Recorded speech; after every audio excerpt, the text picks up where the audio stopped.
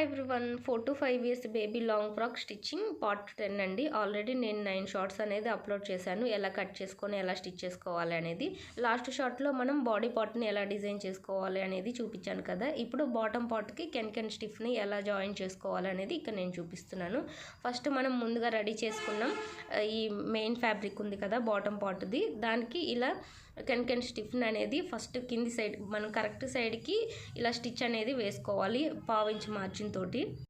మనము ఈ can స్టిఫ్ని main ఫ్యాబ్రిక్కి wrong side కాకుండా కరెక్ట్ సైడ్కి ఇలా 1/2 ఇంచ్ మార్జిన్ తోటి స్టిచ్చింగ్ అనేది చేసుకోవాలి.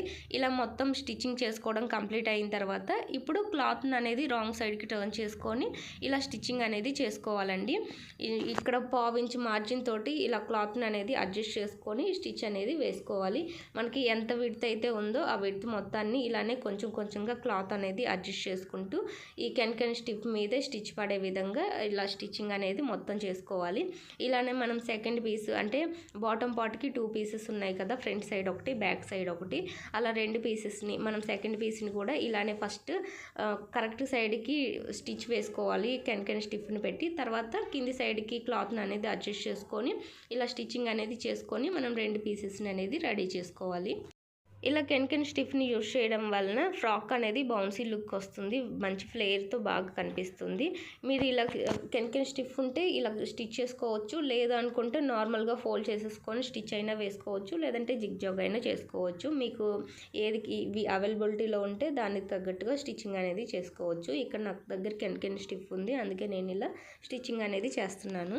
ఇలా ఫస్ట్ మనం మెయిన్ ఫ్యాబ్రిక్ని రెడీ చేసుకున్న తర్వాత లైనింగ్ ఫ్యాబ్రిక్ని కింద సైడ్ ఫోల్డ్ చేసేసుకొని స్టిచ్ చేసుకొని 2 పీసెస్ని కూడా ఇలానే రెడీ చేసుకోవాలి. మెయిన్ ఫ్యాబ్రిక్ అలాగే లైనింగ్ ఫ్యాబ్రిక్ రెండింటిని కూడా ఫోల్డ్ చేసేసుకొని స్టిచ్ అనేది వేసుకున్న తర్వాత లైనింగ్ ఫ్యాబ్రిక్ని నార్మల్గా ఫోల్డ్ చేసేసుకొని స్టిచ్ వేసుకున్నాము. ఇక్కడ మనము మెయిన్ ఫ్యాబ్రిక్ని కెన్ స్టిఫ్ తోటి ఇలా స్టిచ్ చేసుకున్నాము.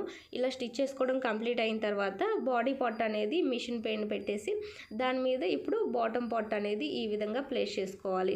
మనకి బాడీ పార్ట్ ఇంకా బాటమ్ పార్ట్ 2 ఫ్యాబ్రిక్లు అనేది లోపలికి ఉండేలాగా చూసుకొని క్లాత్ని అనేది అడ్జస్ట్ చేసుకున్న తర్వాత మనము 1/2 ఇంచ్ మార్జిన్ తోటి ఈ రెండింటిని కలుపుకొని ఒక స్టిచ్ అనేది వేసుకోవాలి. బాడీ పార్ట్ బాటమ్ పార్ట్ రెండింటిని జాయిన్ చేసుకొని స్టిచ్ అనేది వేసుకున్న తర్వాత ఇప్పుడు లైనింగ్ కూడా జాయిన్ చేసుకోవాలి.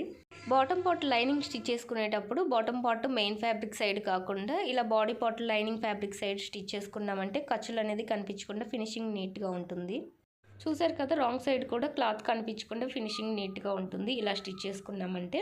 నేను నెక్స్ట్ షార్ట్లో మనము బాటమ్ పార్ట్కి హ్యాండ్ ఎంబ్రాయిడరీ ఎలా చేశాను అనేది నేను నెక్స్ట్ షార్ట్లో అప్లోడ్ చేస్తాను. Please subscribe.